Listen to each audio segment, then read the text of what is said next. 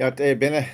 Good morning, my relatives. This is Mark Charles, and it is Tuesday morning, February 14th. It's Valentine's Day. For those of you who are planning something for someone special, you only have a few hours left in the day to do. Well, you have half a day to do it yet, but it's almost noon. At least you're on the East Coast. But I'm sitting down with my second cup of coffee, and I wanted to have a discussion with you regarding the protests that took place at the Super Bowl this past weekend, Super Bowl 57, between the Philadelphia Eagles and the Kansas City Chiefs.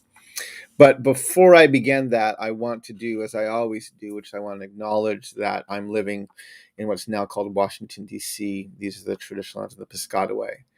And I want to honor the Piscataway as the hosts of the lands where I'm living. I want to thank them for their stewardship of these lands. And I want to just state how humbled I am to be living on these lands today. Um, So I'm going to share a tweet with you. It's a graphic that probably most of you have seen. And let's see who's on this morning. Mr. Phil Fox, yat bene. Good morning, my brother. It's good to see you. Shantina, yat bene. Good morning. Thank you for joining this morning. It's good to see you. I want to share this tweet with you. This is actually a tweet from earlier in the season. It was in September when the NFL they had announced they were doing a something around ending racism, and they tweeted this out.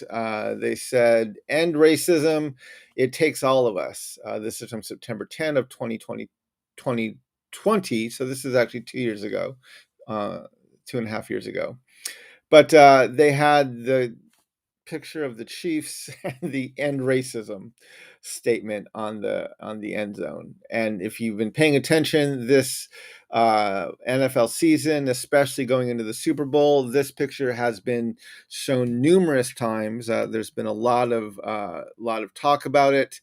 Right? It's just very ironic that they say end racism on top of a team mascot and logo that at best just yeah, it dehumanizes and it is not honoring to Native peoples.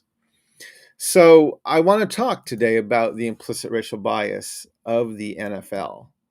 um, and I'm going to share, here's a few articles that were published recently. This first one was in Native News Online.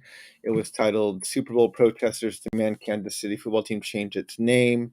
And then there was this article in the Philadelphia Inquirer that was titled "Kansas City Brings Racist Imagery and Antics to the Super Bowl." And right, this of course is the tomahawk chop that they do as part of their cheer. This is the kind of war dance song that they play in the background. And of course, this is all because of the name, the Kansas City Chiefs, which has a very racist history and ongoing legacy. And it was interesting because I watched all the Super Bowl. I watched part of it. I kind of flipped back and forth between something my daughter and I were watching The Hobbit, and we kind of went back and forth a little bit between the two. I watched the beginning. We watched the halftime show and a few of the key moments throughout the game. But yeah, I remember at one point it was maybe in the middle, or actually it was several times during the game where I could hear their kind of war cry in the background, and the announcers weren't saying anything about it, but you could hear it in the background. And you obviously the name, the Kansas City Chiefs, the logo, which is just right, not honoring at all to Native peoples. And in the midst of this, where the NFL is trying to address its racist problem. And the reason I titled this show "The Implicit Racial Bias of the NFL" is because it the way that they portray race and the way that they see themselves even as a business. I'm not saying that there's not explicit racism in there, but I think you can just see the people are so used to it that it doesn't even phase them anymore. It doesn't, like, it causes, like, I mean, who in 2020 could take this picture and not see the complete hypocrisy of it, right? By painting "End Racism" on top of a logo, um, using a native peoples as a mascot. Who could not see that?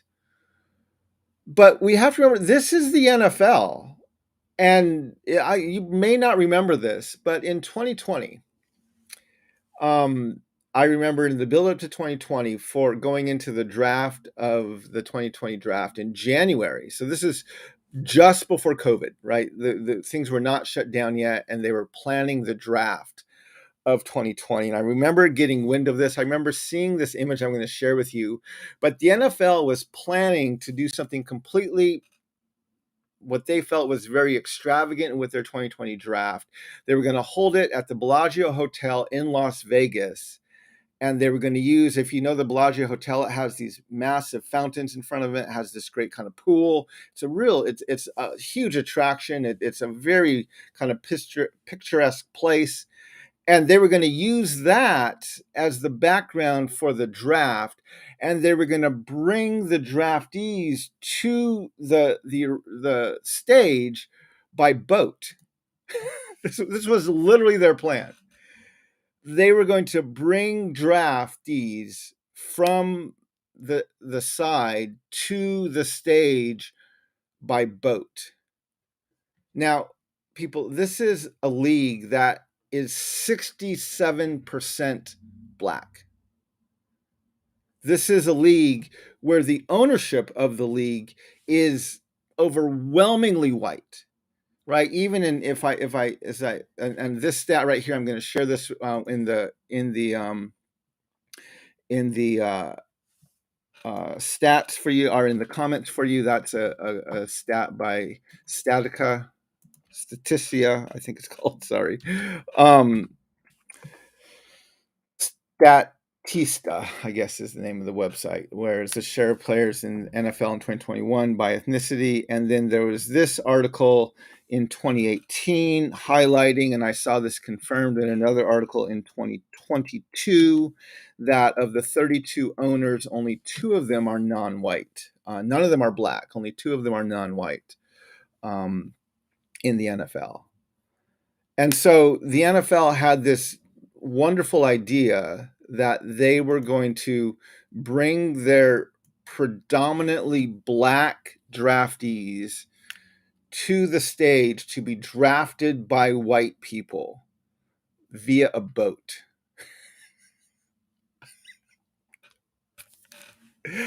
You can't even make this crap up, right? I mean, who in their right mind would think this was a good idea in 2020?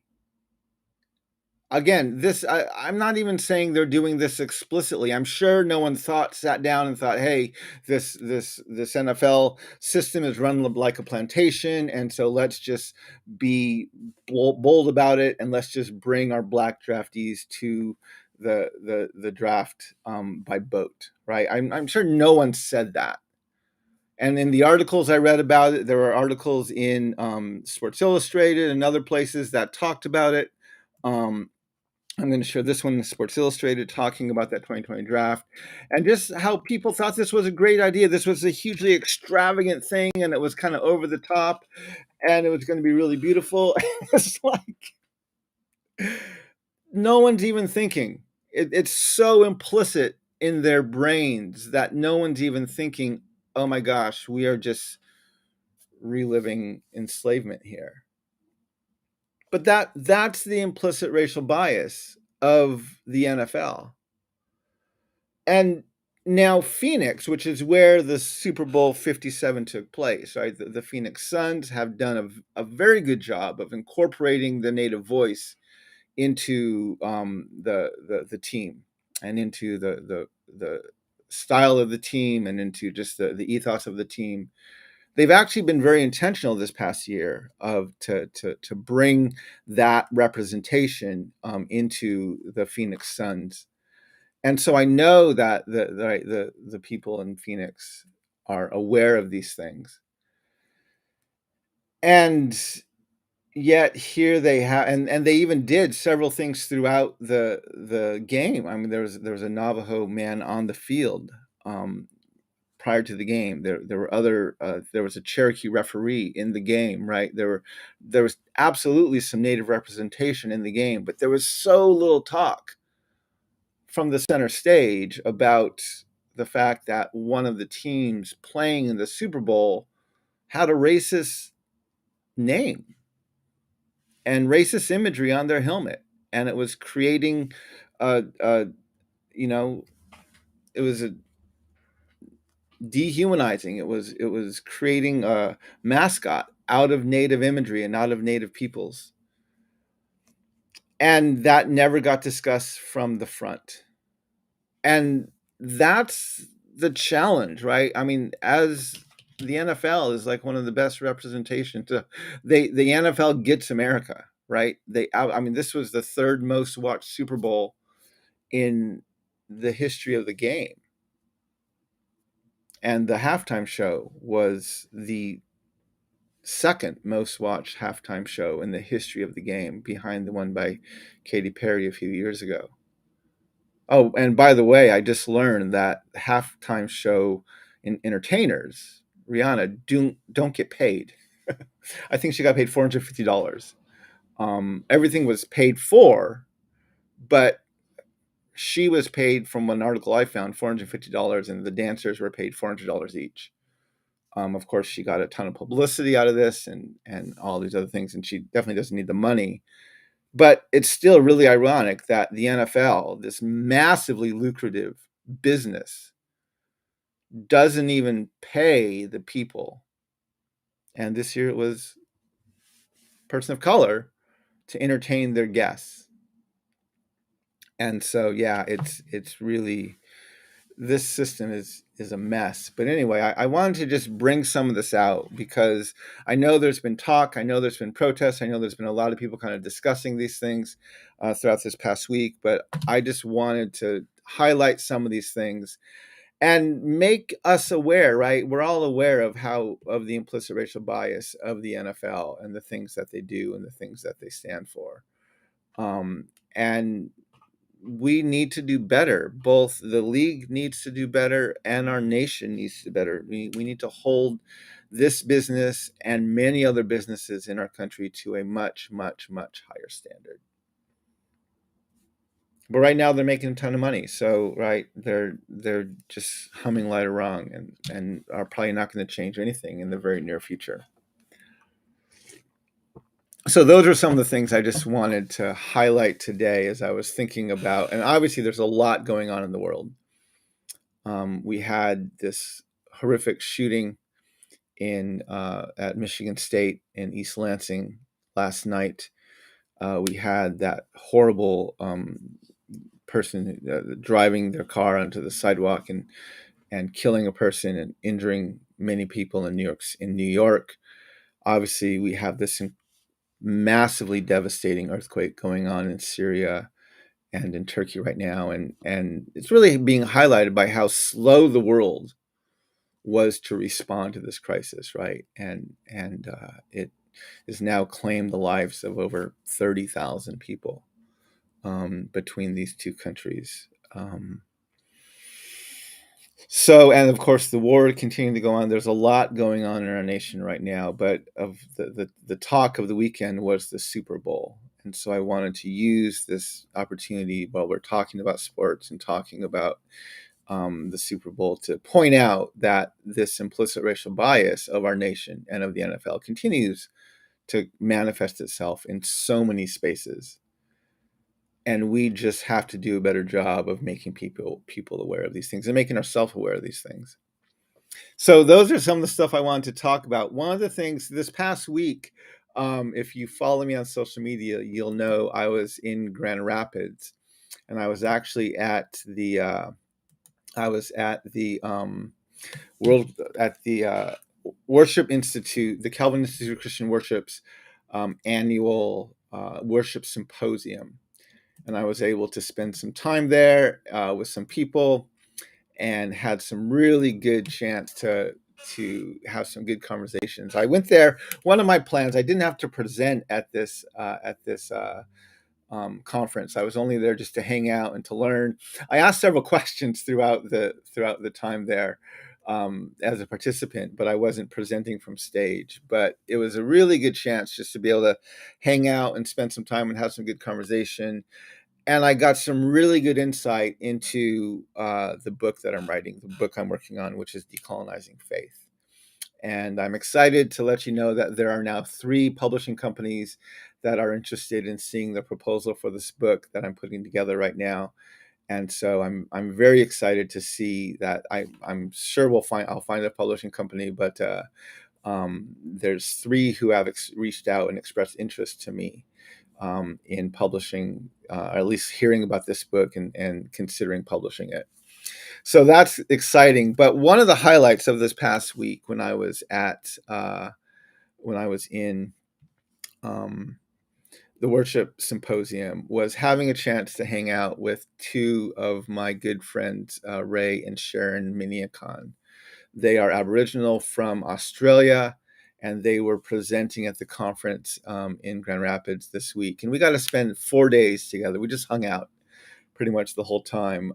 We had many, many good conversations. One of the days we were hanging out with Latasha Morrison, and we had other great conversations while we were there. It was just a really good time to spend with 2 of my good friends and people who I very much consider kind of my mentors and my elders. And Ray especially gave me some really good insight into some things that I'm going to be incorporating into the book I'm writing on decolonizing faith. I also was able to spend some time with members of this Antioch podcast. And if you follow my social media, you'll know that I just did a podcast with them about a few weeks ago. It came out actually just last weekend. And they're doing a series titled Why Am I Still a Christian? And they're asking many people from different communities that question. And we had a really good conversation when we recorded it. And so if you haven't listened to it yet, I just put the link into the chat. It's there. And even the way they shared it, one of the hosts shared that it was very much kind of a challenging and even paradigm shifting conversation that we had as I talked about why, as a Native man, I'm still a Christian today. The other thing I wanted to just promote right now is I'm continuing to promote things with my Unsettling Truths, the book study special.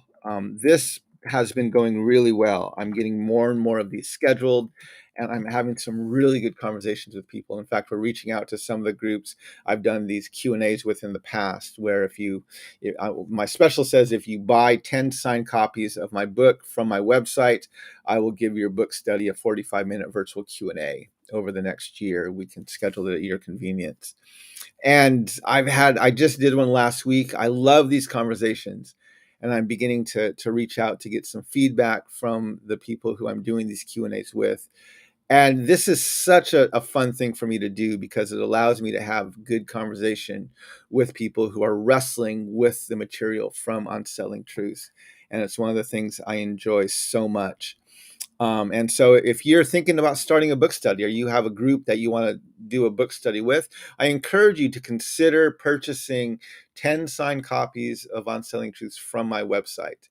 They're signed copies. Delivery is only $3 to a single address. And I will do a virtual Q&A with you in your study at any time during the next year after you place that order.